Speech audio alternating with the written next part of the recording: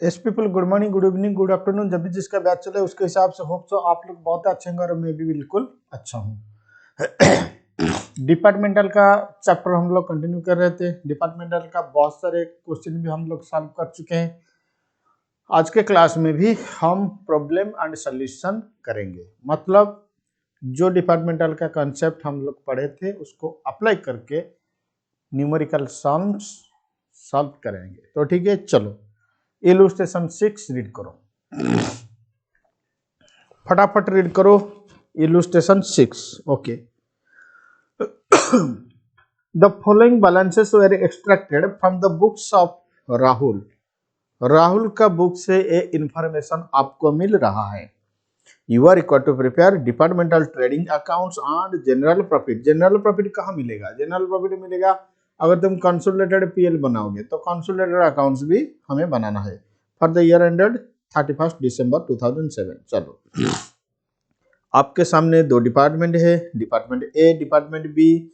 Opening stock दिया हुआ है डिपार्टमेंट का, परचेज भी दिया हुआ है, सेल्स भी दिया हुआ है। क्या बोला?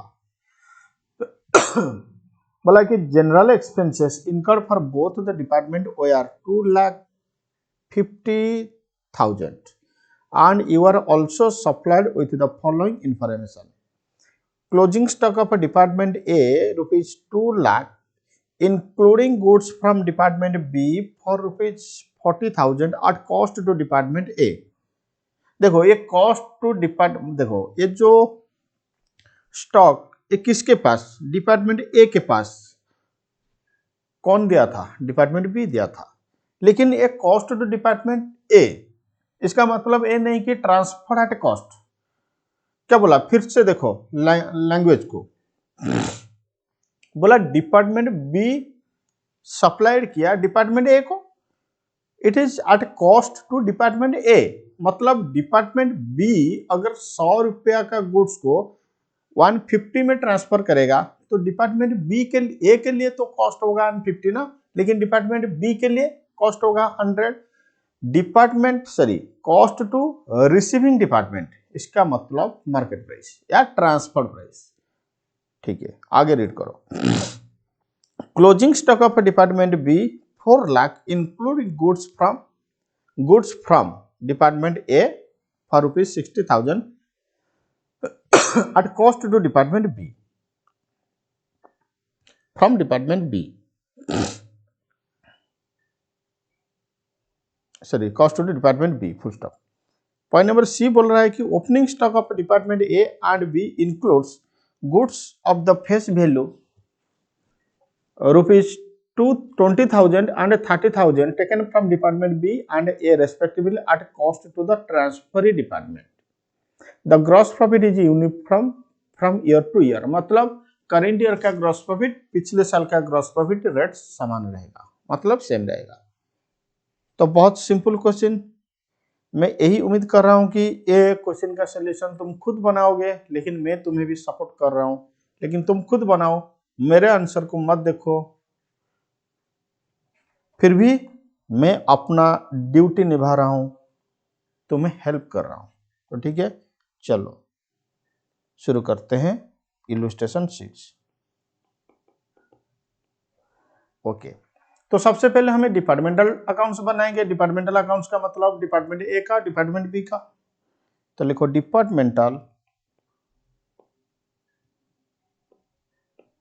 डिपार्टमेंटल ट्रेडिंग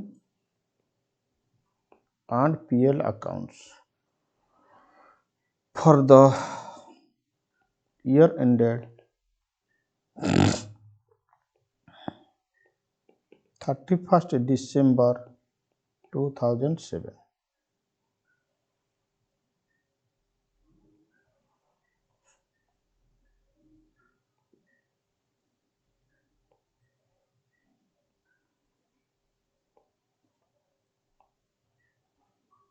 ए का, बी का, ए का, बी का लिखो।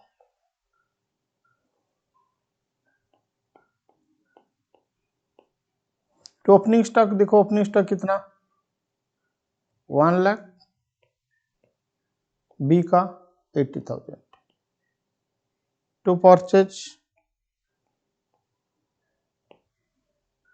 ए का 13 लाख, बी का 18,20,000। बाय सेल्स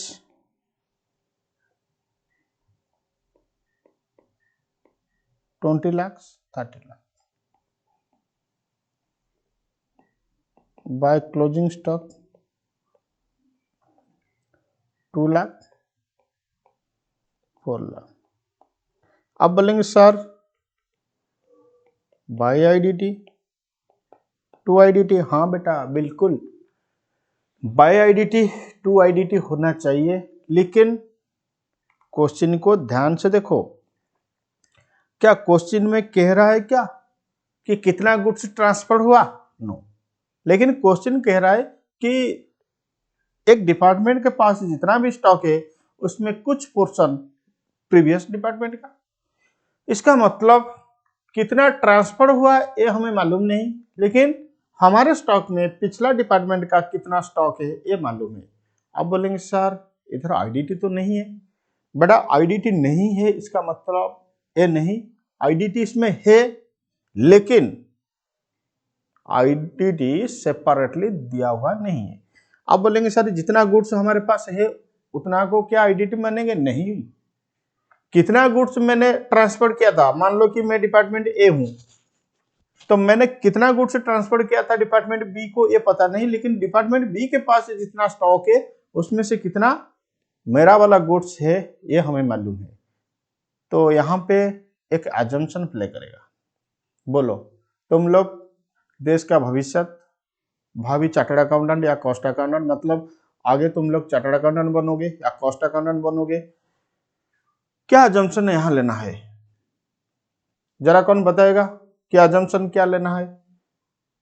हाँ, एक आंसर आया कि सर हम यहाँ एजम्पशन यही लेंगे कि ये जो सेल्स है ना इसमें आईडीटी इंक्लूड्स है।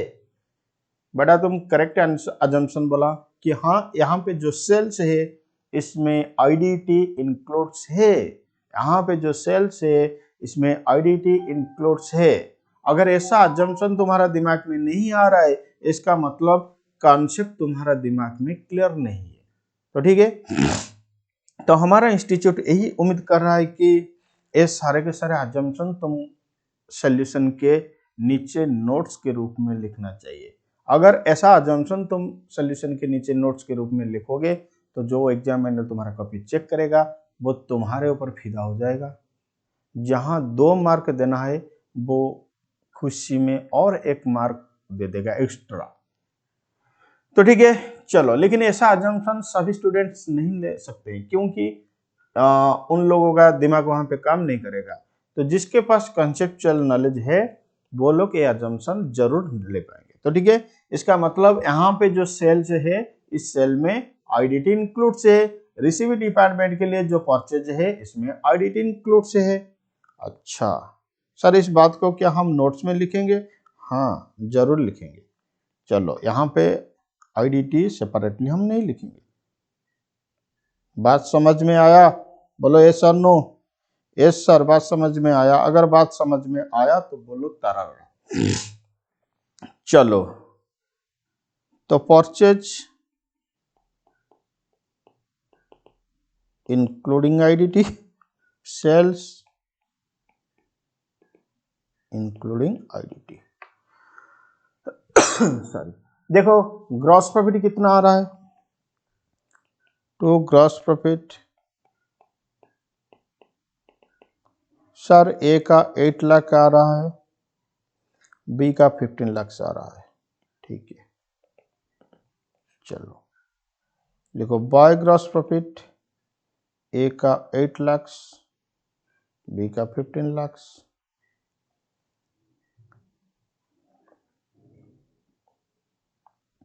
क्या सर जो जनरल एक्सपेंसेस है इसको हम ए और बी दोनों के बीच में डिस्ट्रीब्यूट करेंगे? बेटा उसका रेशियो कुछ है ही नहीं। तो हम जनरल एक्सपेंसेस को यहाँ पे डिस्ट्रीब्यूट नहीं करेंगे। ठीक है, जनरल एक्सपेंसेस को हम जब कंसोलिडेटेड पीएल बनाएंगे वहां कंसीडर कर लेंगे। इसका मतलब सीधा का सीधा नेट प्रॉफिट लिखो, टू नेट प्रॉफिट। लेकिन ये जो नेट प्रॉफिट है ना ये कंपनी का नेट प्रॉफिट नहीं है, ये डिपार्टमेंटल का नेट प्रॉफिट। कंपनी का नेट प्रॉफिट कैलकुलेशन करने के लिए हमें क्या करना पड़ेगा ना, स्टॉक रिजर्व कैलकुलेशन करना पड़ेगा, फिर स्टॉक रिजर्व माइनस करेंगे, ओपनिंग स्टॉक रिजर्व आर करेंगे, जो मैंने फॉर्मेट बताया था उस फॉर्मेट के हिसाब से। चलो, नेट प्रॉफिट 8 लाख,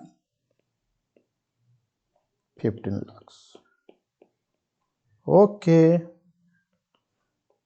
क्या आप लोग मेरे साथ साथ कंफर्टेबल जा रहे हो? यस सर, हम लोग आपसे ज़्यादा कंफर्टेबल है, तो ठीक है, कोई बात नहीं। नेक्स्ट लिखो,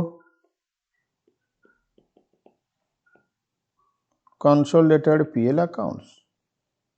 अच्छा सर, इसका दूसरा नाम कुछ होता है क्या? हाँ सर, इसका दूसरा नाम होता है जनरल पीएल अकाउंट।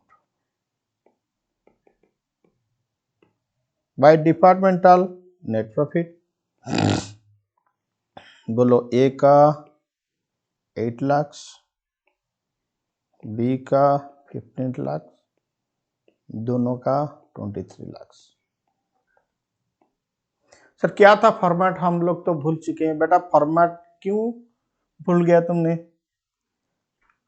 यहां पे आएगा बाय ओपनिंग स्टॉक रिजर्व, इधर आएगा टू जनरल एक्सपेंसेस, कितना? 2.5 लाख का, फिर टू क्लोजिंग स्टॉक रिजर्व, फिर आएगा टू नेट प्रॉफिट। सर ये opening stock reserve, closing stock reserve कहाँ मिलेगा? सर ये opening stock reserve, closing stock reserve कहाँ मिलेगा बेटा? कहाँ ये नहीं मिलेगा, इसको हमें कैलकुलेशन करना पड़ेगा। तो ठीक है, चलो लिखो calculation of stock reserve.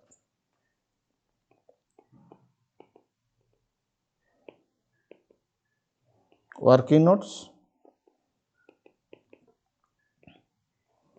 Calculation of stock reserve, ठीक है।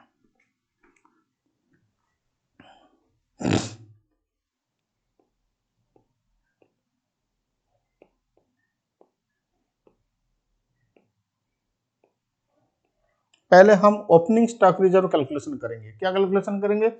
ओपनिंग स्टॉक रिजर्व, ठीक है। देखो इधर क्या हुआ है ना, ए बी, ए भी ट्रांसफर किया हुआ है बी को, बी भी ट्रांसफर कर किया है ए को। तो चलो, तो सबसे पहले काम करेंगे डिपार्टमेंट ए। अच्छा, यहाँ पे सप्लाइंग डिपार्टमेंट कौन है? यहाँ पे सप्लाइंग डिपार्टमेंट कौन है? यहाँ पे सप्लाइंग डिपार्टमेंट दो है, ए बी बी भी, दोनों का ग्रॉस प्रॉफिट रेट निकालो। तो GP rate of supplying department क्या था फॉर्मूला? तुम लोग देश का भविष्य, एक बार तो बता दो कि GP rate of supplying department का फॉर्मूला क्या था? सर जीपी रेट का फॉर्मूला था gross profit divide by sales plus कुछ था क्या? हाँ सर, प्लस आईडीटी था इंटू 100। अच्छा, ए का, बोलो ए का ग्रॉस प्रॉफिट कितना? 8 लाख, डिवाइड बाय उसका सेल्स कितना? उसका सेल्स कितना? 20 लाख, आईडीटी उसमें इंक्लूड हुआ है इंटू 100, तो ये आ रहा है 40%। बी का ग्रॉस प्रॉफिट कितना? सर 15 लाख, उसका सेल्स कितना? Sales plus IDT 30 lakh into 100, ये आ रहा है 50%।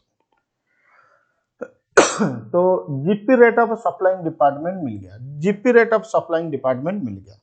नेक्स्ट हमें कैलकुलेशन करना पड़ेगा कि portion of IDT, portion of IDT in stock, लेकिन ये portion of IDT in stock question में दिया हुआ है, क्योंकि क्वेश्चन में साफ साफ बोल दिया, क्वेश्चन साफ साफ बोल दिया कि डिपार्टमेंट ए के पास कितना स्टॉक है, फिर बी से जो गुड्स आया था उसका पोर्शन कितना, फिर डिपार्टमेंट बी का स्टॉक कितना, ए से जो गुड्स आया था उसका पोर्शन कितना। इसका मतलब पोर्शन ऑफ आईडीटी दिया हुआ है। चलो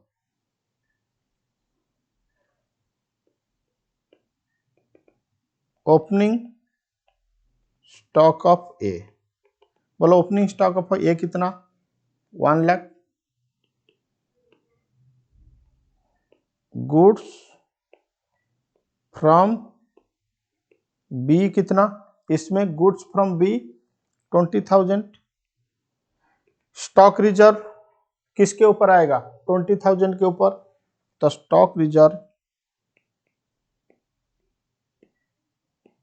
is equal to 20,000 into A का जीपी रेट या बी का जीपी रेट, बी का जीपी रेट, क्योंकि ए के पास जो स्टॉक है इसका मतलब ए के लिए बी सप्लाइंग डिपार्टमेंट, बी के लिए ए सप्लाइंग डिपार्टमेंट, तो ए बी का जीपी रेट 50%, तो 10,000 आएगा opening stock reserve.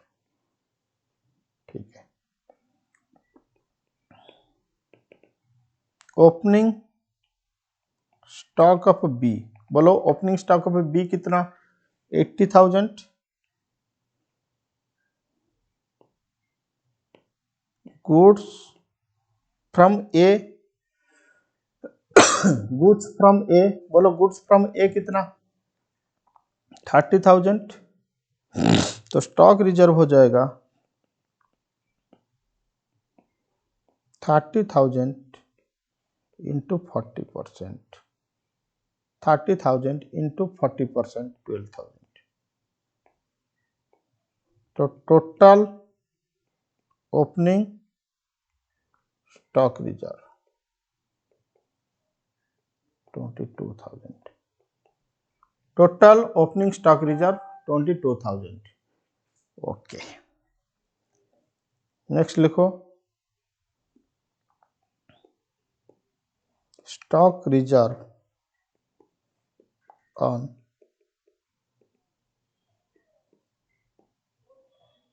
Closing stock, stock reserve on closing stock. देखो करेंट ईयर का और पिछले साल का जीपी रेशियो समान है, इसीलिए ओपनिंग स्टॉक के लिए भी करेंट ईयर का जीपी रेट, क्लोजिंग स्टॉक के लिए भी करेंट ईयर का जीपी रेट। ठीक है, तो लिखो क्लोजिंग स्टॉक ऑफ ए 2 लाख, इसमें गुड्स फ्रॉम बी बोलो कितना, 40,000। तो स्टॉक रिजर्व 40,000 इंटू बी का 50%, 20,000। Closing stock of B 4 lakh, इसमें गुड्स फ्रॉम ए कितना, 60,000। तो स्टॉक रिजर्व 60,000 इंटू 40%,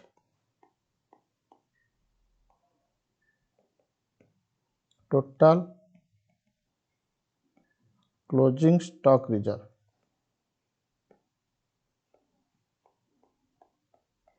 44,000। तो टोटल क्लोजिंग स्टॉक रिजर्व हो जाएगा 44,000। चलो ओपनिंग स्टॉक रिजर्व कितना, 22,000, क्लोजिंग स्टॉक रिजर्व 44,000। अब देखो नेट प्रॉफिट कितना आ रहा है सर, 20,28,000 आ रहा है। बस यही था तुम्हारा इलस्ट्रेशन 6।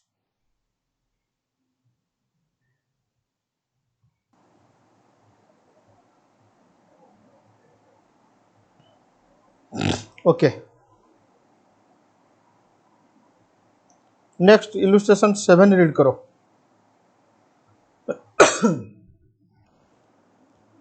फटाफट इलस्ट्रेशन 7 खुद रीड करो। Sonu limited has 3 department A B C. Sonu limited के पास 3 डिपार्टमेंट है, department A, department B, department C.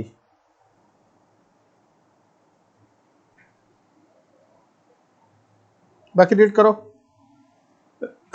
Opening stock department A का, डिपार्टमेंट बी का, डिपार्टमेंट सी का, ए का, बी का, सी का।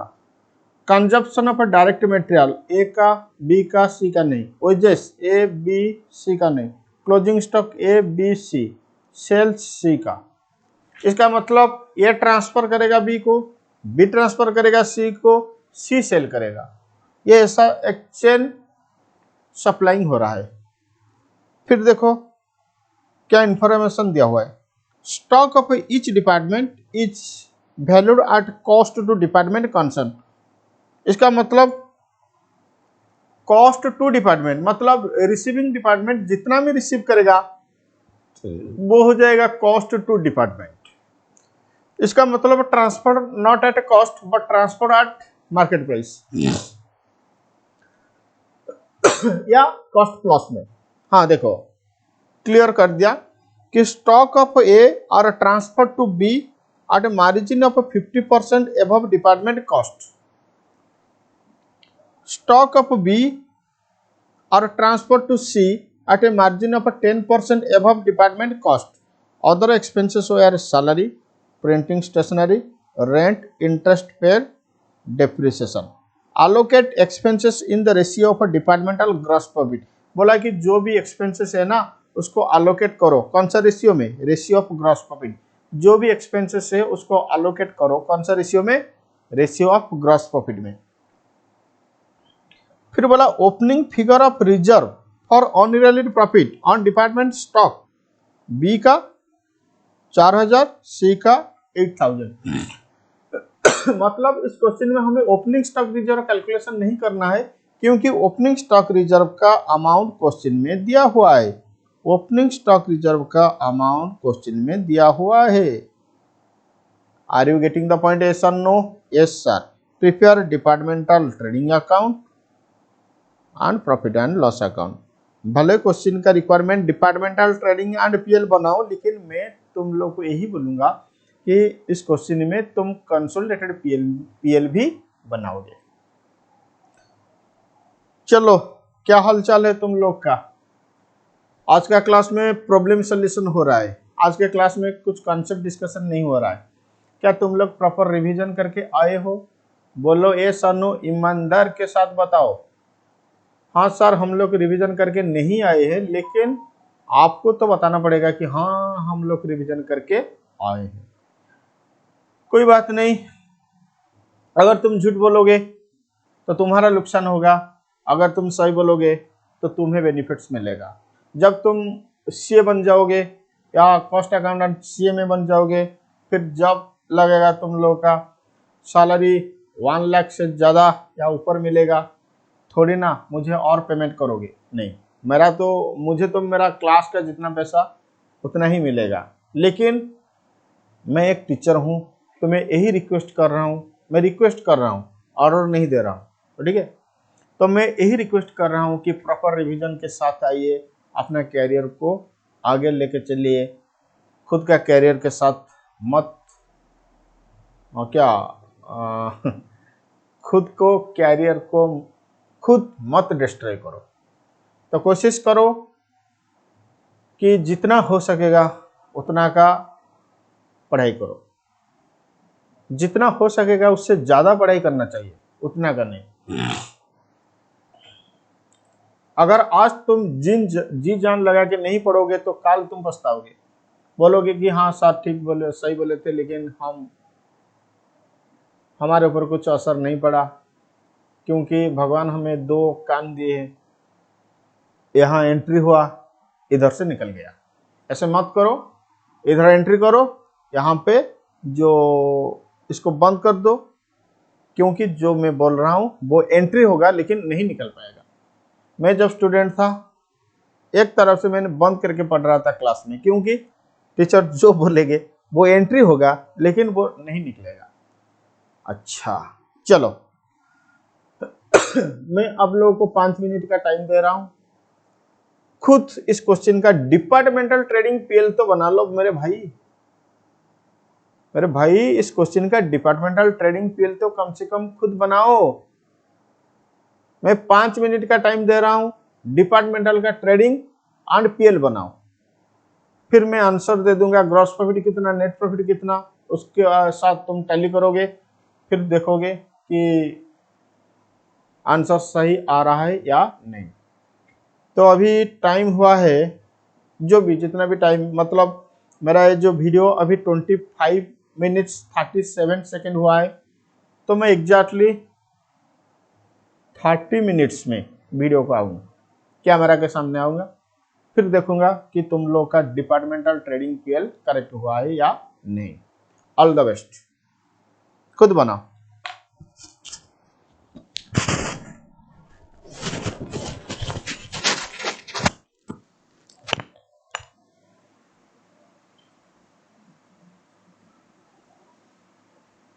सर आप जाइए यहाँ से, नहीं मैं यहीं पे खड़ा रहूंगा, मेरे सामने बोलो, बताओ चलिए आंसर बनाओ।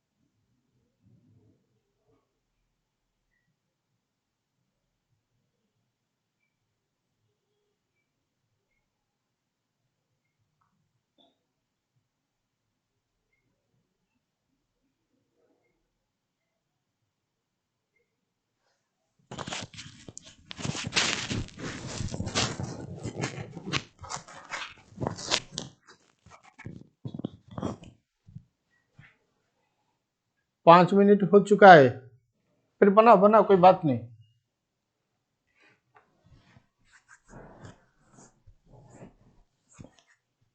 एक रीजनेबल टाइम मुझे देना है, इसका मतलब ये नहीं कि पूरा जिंदगी में तुम्हारा आंसर को वेट करूंगा।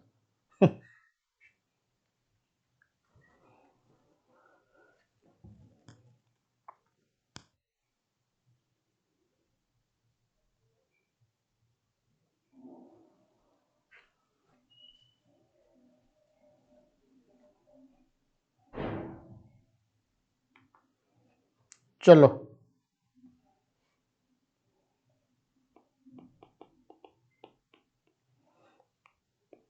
बोलो, किसका ग्रॉस प्रॉफिट कितना आया है? डिपार्टमेंट ए का ग्रॉस प्रॉफिट कितना? तुम बोलो, तुम बताओ, क्या नाम तुम्हारा? राहुल, ठीक है, कोई बात नहीं, बोलो आंसर कितना?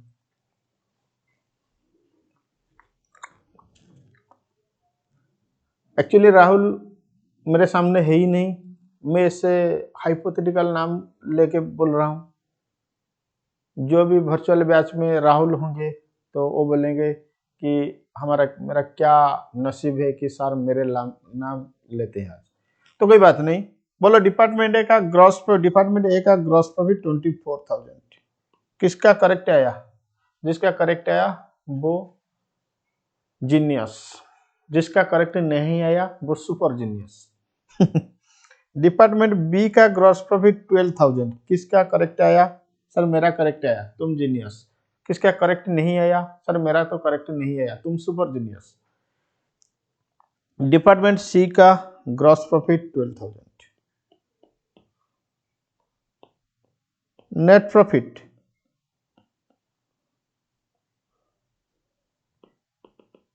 ए का, बी का, सी का।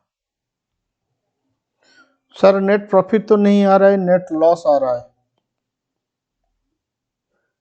ए का 8,000, बी का 4,000, सी का भी 4,000। अगर तुम्हारा करेक्ट आंसर आया है तो तुम जीनियस, करेक्ट नहीं आया है तो तुम क्या? Super genius. आप बोलेंगे सर मेरा करेक्ट भी नहीं आ रहा है, रॉन्ग भी नहीं आ रहा है, क्योंकि मैंने इस क्वेश्चन को शुरू नहीं किया हूं। तो तुम लोग के लिए मैं क्या कर सकता हूं? आंसर दे सकता हूं और कुछ नहीं कर सकता हूं। चलो आंसर लिखो।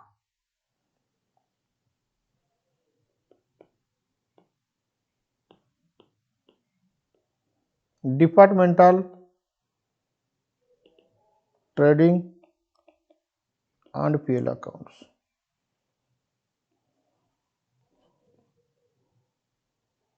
ध्यान से फॉर्मेट बनाओ, यहाँ पे 2 डिपार्टमेंट नहीं 3 department.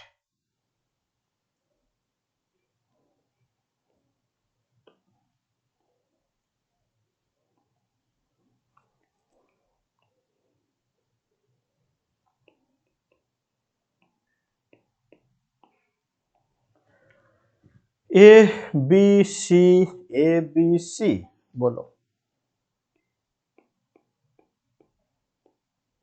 To opening stock definitely finish goods का कितना? 12,000, 16,000, 24,000। टू रॉ मटेरियल कंज्यूम्ड, इधर रॉ मटेरियल कंज्यूम्ड दिया हुआ है, इसीलिए मैंने ओपनिंग स्टॉक को लिया था फिनिश गुड्स, और कोई बात नहीं। तो टू रॉ मटेरियल कंज्यूम्ड बोलो कितना? 32,000, 48,000। टू वेजेस 20,000, 40,000, इसका ही नहीं। बाय सेल्स 72,000 नहीं। सी का सेल्स 1,36,000।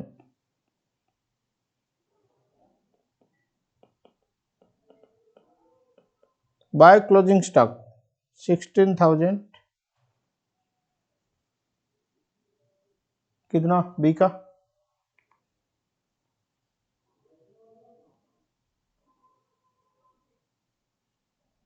$56,000,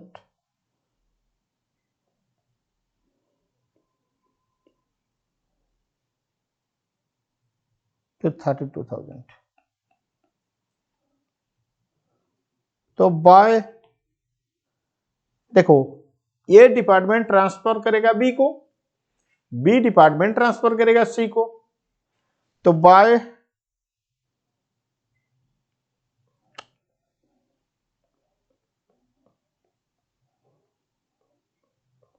भाई कहाँ चला गया रे भाई, तू मिल जा एक बार। हाँ, बाय ट्रांसफर टू बी। देखो क्वेश्चन क्या बोला, क्वेश्चन के पास जाना पड़ेगा, ध्यान से पढ़ो इस लाइन को। Stock of A are transfer to B at a margin 50% above cost, मतलब कॉस्ट प्लस 50%। ए का गुड्स बी को ट्रांसफर होगा कॉस्ट प्लस 50%, ए का गुड्स बी को ट्रांसफर होगा कॉस्ट प्लस 50%, ए का गुड्स बी को ट्रांसफर होगा कॉस्ट प्लस 50%। चलो इस बात को पहले सॉल्व करो। देखो ए के पास कितना का गुड्स था,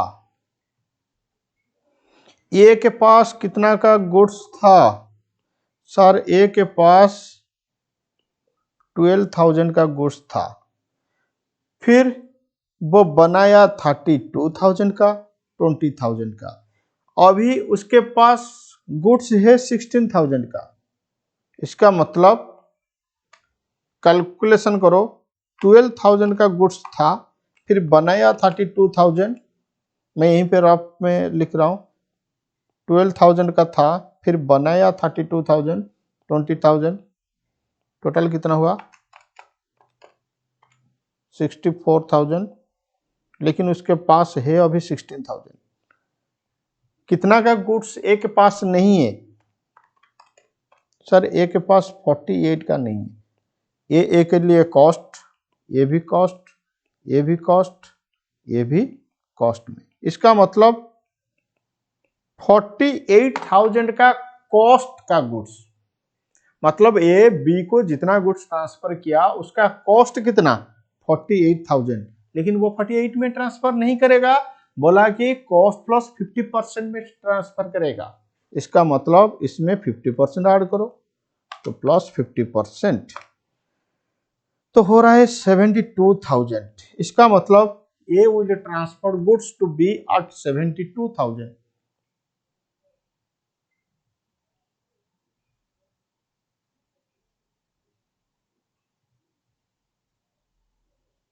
A will transfer goods to B at 72,000, तो by transfer to B 72,000 credit हो जाएगा A को,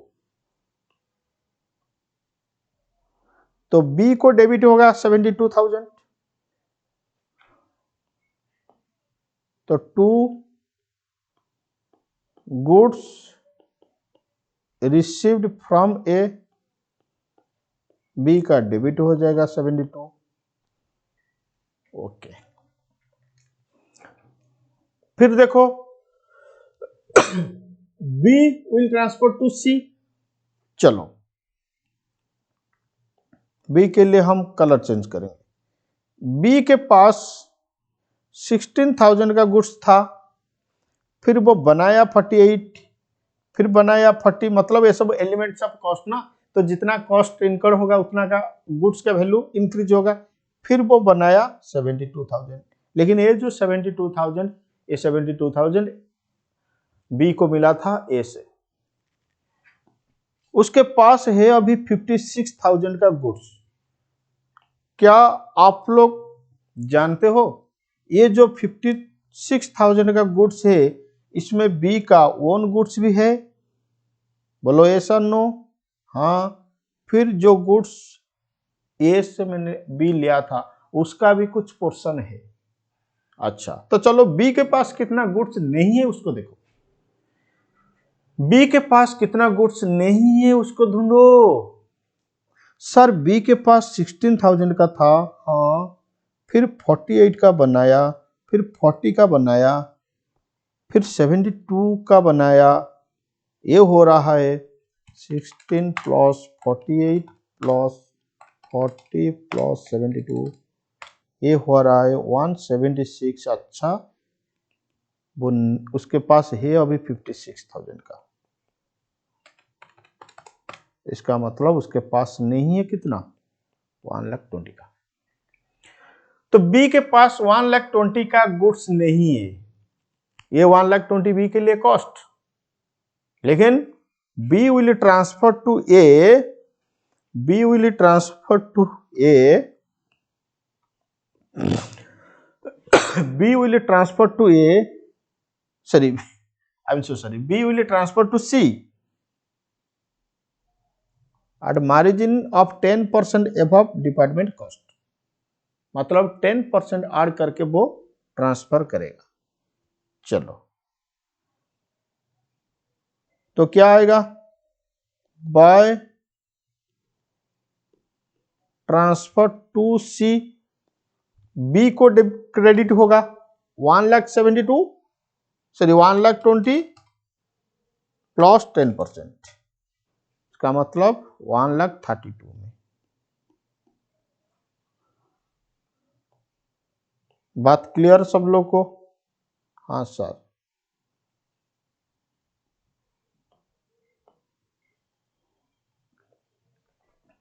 फिर इधर आएगा to goods received from B, C को डेबिट होगा 1,32,000।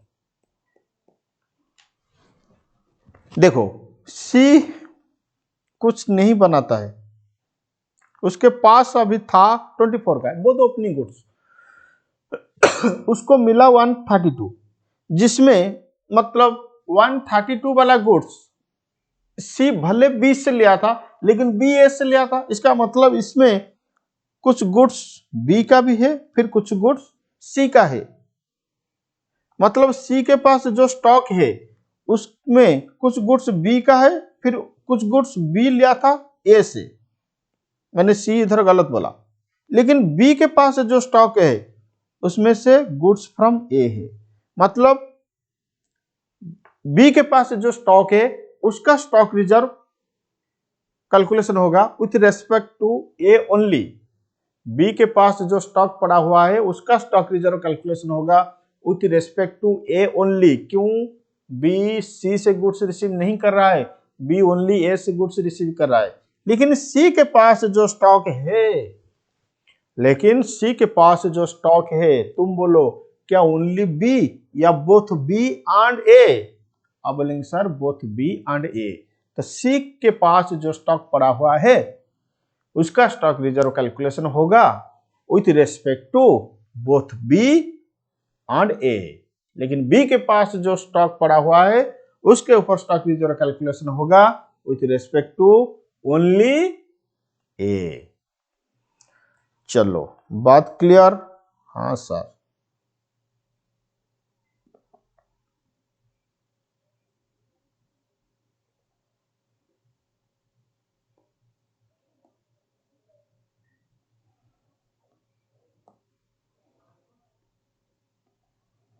बोलो टू ग्रॉस प्रॉफिट कितना आएगा? सर ए का 24,000, ठीक है, बी का 12,000, ठीक है, सी का 12,000।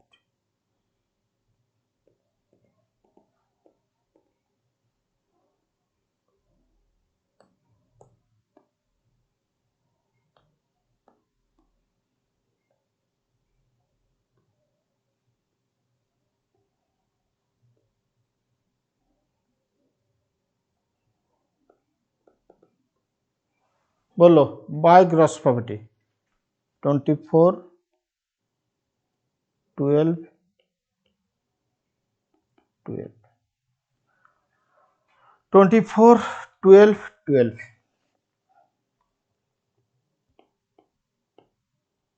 To salary. देखो सैलरी टोटल कितना 8000 बोला है कि salary, printing, rent, depreciation, interest, ये सब ग्रॉस प्रॉफिट रेशियो में डिस्ट्रीब्यूशन होगा। अगर क्वेश्चन बोल रहा है कि ग्रॉस प्रॉफिट रेशियो में डिस्ट्रीब्यूशन होगा तो ज्यादा माथा लगाने का क्या जरूरत है हम लोग का, हम ग्रॉस प्रॉफिट रेशियो में डिस्ट्रीब्यूट करेंगे। क्या आपको इसमें कुछ दिक्कत है क्या? नहीं। चलो ग्रॉस प्रॉफिट रेशियो तो 2:1:1 आ रहा है क्योंकि 24, 12, 12। अच्छा, तो ये सारे आइटम 2:1:1 रेशियो में डिस्ट्रीब्यूशन हो जाएगा। तो सैलरी 4, 2000, 2000, फिर 2 प्रिंटिंग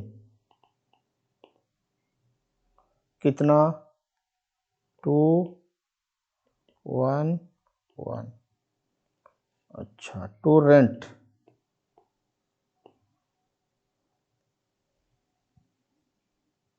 12, 6, 6, 2 depreciation 6, 3, 3, 2 interest 8, 4, 4।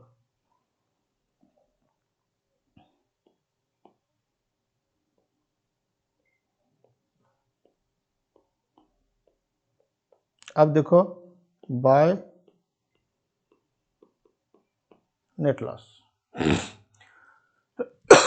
अब देखो बाय नेट लॉस कितना आ रहा है, तो नेट लॉस आ रहा है इसका 8000, 4000, 4000।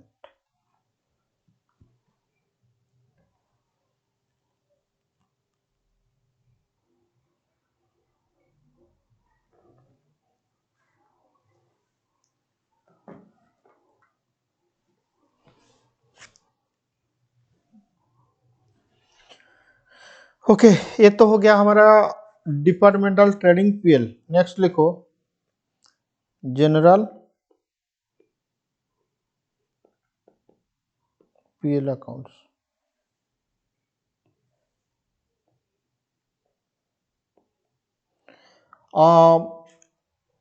यहाँ पे तो डिपार्टमेंटल का लॉस हुआ है तो इसीलिए डेबिट में आएगा 2 departmental loss ABC।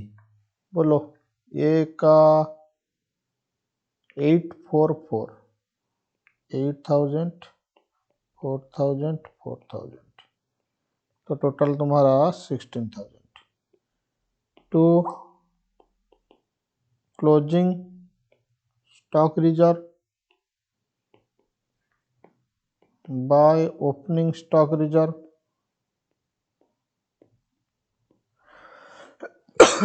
I think opening stock reserve is given in question. Opening stock reserve 4000 and 8000 is given in question. तो opening stock reserve 8000 प्लस 4000 ये हो जाएगा तुम्हारा 12000। तो हमें क्लोजिंग स्टॉक रिजर्व कैलकुलेशन करना पड़ेगा, ठीक है। तो लिखो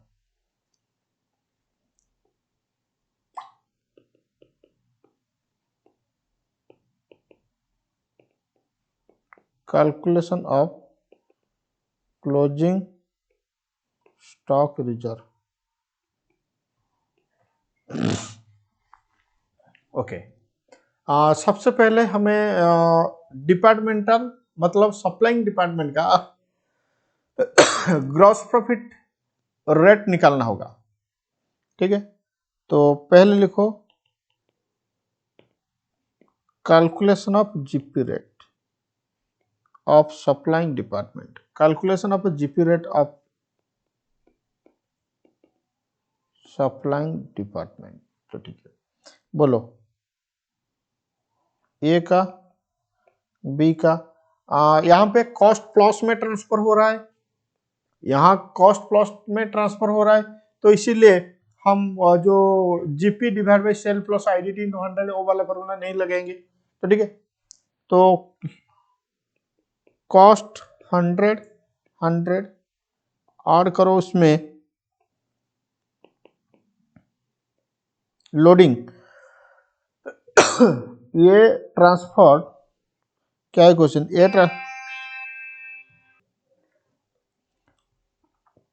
तो डिपार्टमेंट ए का 50% एबव कॉस्ट, डिपार्टमेंट बी का 10% एबव कॉस्ट। चलो लोडिंग 50% मतलब 50, 10% मतलब 10। तो इनवॉइस प्राइस या ट्रांसफर प्राइस क्या होगा 150, इधर होगा 110। तो जीपी रेशियो हो जाएगा 50/150 इंटू 100, इधर होगा 10/110 इंटू 100। ठीक है, देखो 50/150 इंटू 100 कितना आ रहा है, 50/150%, ये 33.33%, ये 10/110, ये 9.09%।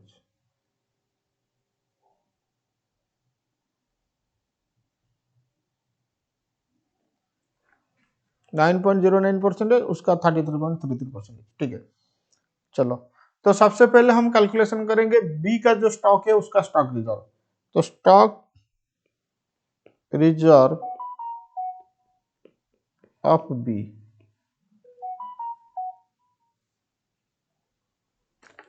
स्टॉक रिजर्व ऑफ बी, ठीक है, बोलो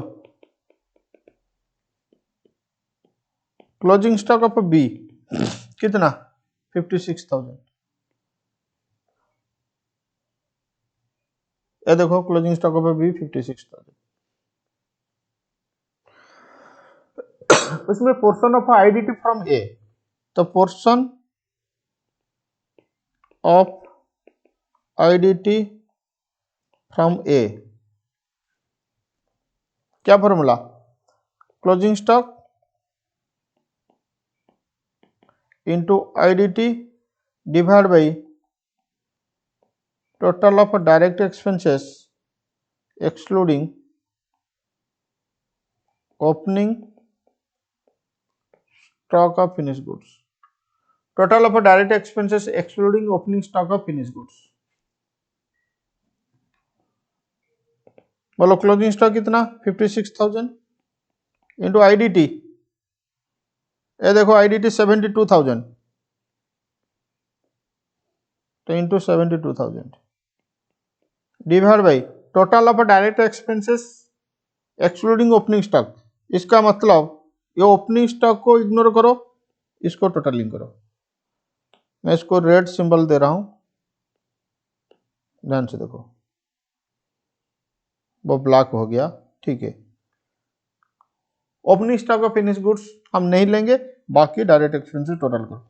48 40 72, 48 प्लस 40 प्लस 72, तो पोर्शन ऑफ आईडीटी कितना आ रहा है, करो कैलकुलेशन करो, 25,200 आ रहा है। ये ट्रांसफर किया है बी को, तो बी के पास जो भी स्टॉक है उसका पोर्शन ऑफ आईडीटी फ्रॉम ए 25,200, इसका मतलब इसके ऊपर ए का जीपी रेट लगेगा। तो stock reserve is equal to portion of IDT 25,200 into A का जीपी रेट। ए का जीपी रेट कितना 33.33%। ये पोर्शन ऑफ आईडीटी आ रहा है 8400। तो बी का जितना स्टॉक है उसके ऊपर स्टॉक रिजर्व आ जाएगा 8,400। Are you getting the point, yes और नो? Yes sir. नेक्स्ट लिखो स्टॉक रिजर्व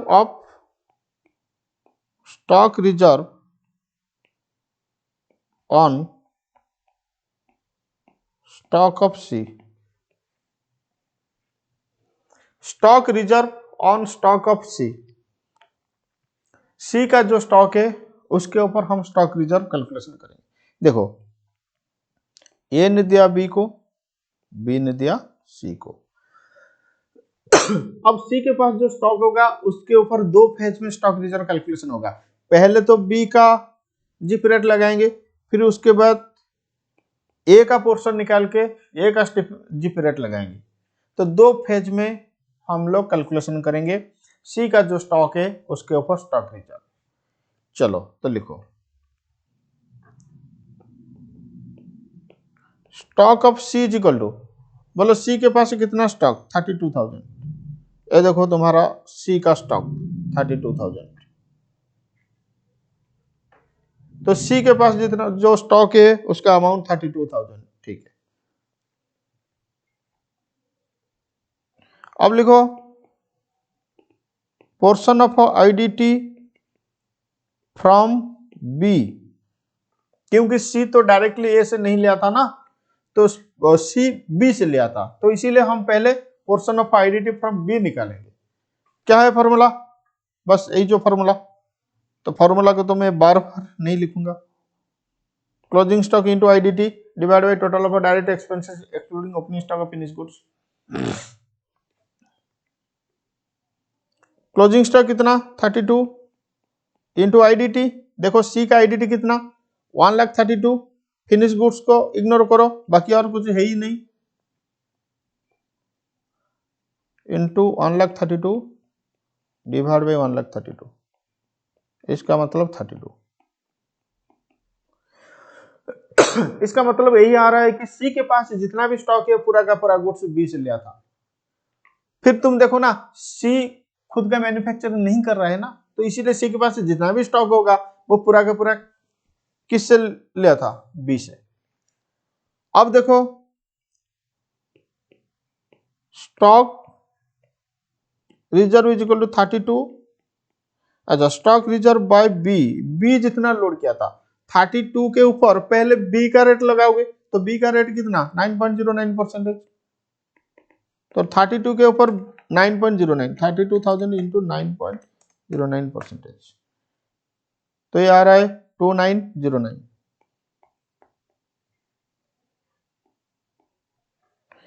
अब देखो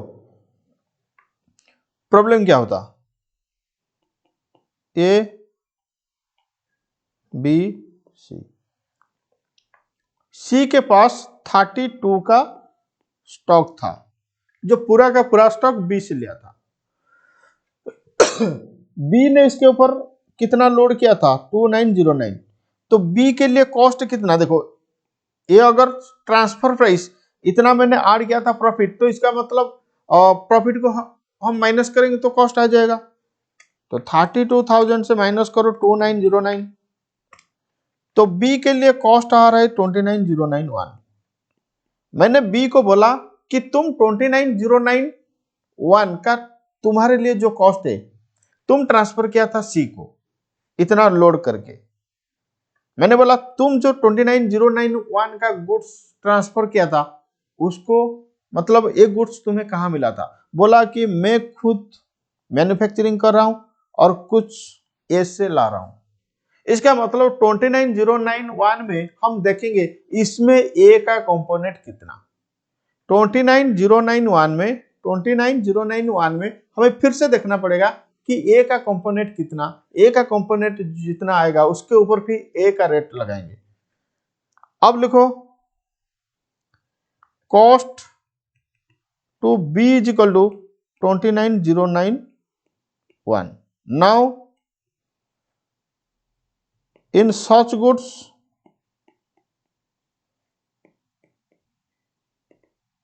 portion of goods from A is equal to 29,091 में A का गुड्स कितना, तो 29,091 इंटू आईडीटी, बी के लिए आईडीटी कितना था यहीं पे कैलकुलेशन हुआ था ना, बी के लिए आईडीटी 72 था, देखो 72 इंटू सॉरी डिवाइड बाई इसका टोटल, फिर से बी वाला कैलकुलेशन लगाएंगे 29,091 इंटू 72 डिवाइड बाई क्या था अमाउंट 48 40 72, 48 प्लस 40 प्लस 72, देखो कितना आ रहा है, करो कैलकुलेशन करो।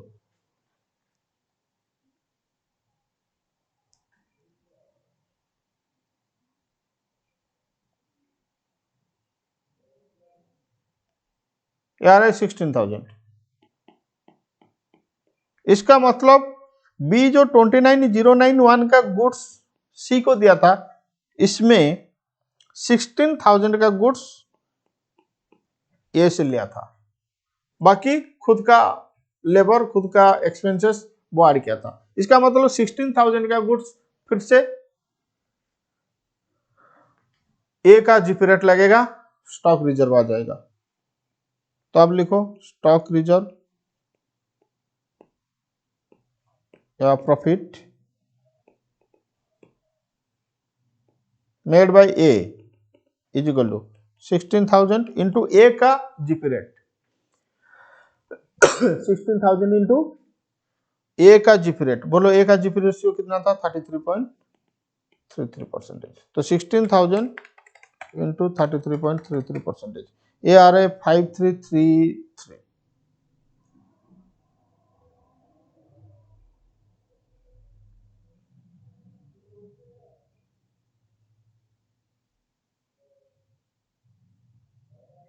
ऐसे इसको कैलकुलेट, गलत है, इसको कैलकुलेशन करो तो आई एम सॉरी, ये 16 गलत है, ये कितना आ रहा है? 13,091 आ रहा है। तो 13,091 के ऊपर 13,091 इंटू 33.33%, ये 4363 4363। अब देखो सी का जो स्टॉक है ये तो एक स्टॉक रिजर्व, फिर ये भी एक स्टॉक रिजर्व। बी का जो स्टॉक है 8,400 स्टॉक रिजर्व, मतलब टोटल स्टॉक रिजर्व कितना होगा? 8400 2909 4363। Total stock reserve is equal to total stock reserve is equal to 8400 plus 2909 plus 4363।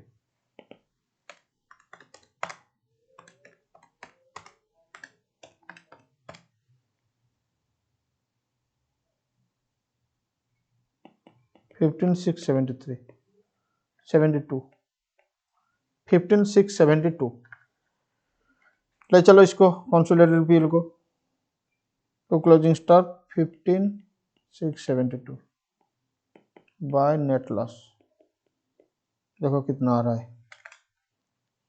16,000 plus 15,672 minus 12,000, 19,672 is the net loss.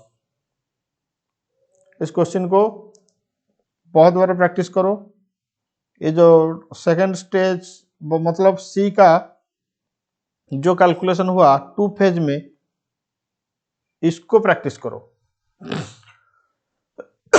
इसको प्रैक्टिस करके याद रखो, फिर उसके बाद इस तरीके से हम बाकी कैलकुलेशन करेंगे। मतलब जो बी का स्टॉक होगा उसको एक बार, सी का जो स्टॉक होगा पहले सी का स्टॉक बी का जीपी रेट लगा के बी का स्टॉक रिजर्व निकालोगे, फिर बी का स्टॉक रिजर्व माइनस करोगे, बी के लिए कॉस्ट देखोगे, फिर से ए वाला कैलकुलेशन और एक बार लगाओगे। तो इसको याद रखो, फिर अगले वीडियो में हम बाकी जो रिमेनिंग क्वेश्चन है उसको सॉल्व करेंगे। तो आज के लिए इतना, थैंक यू, टाटा, बाय बाय।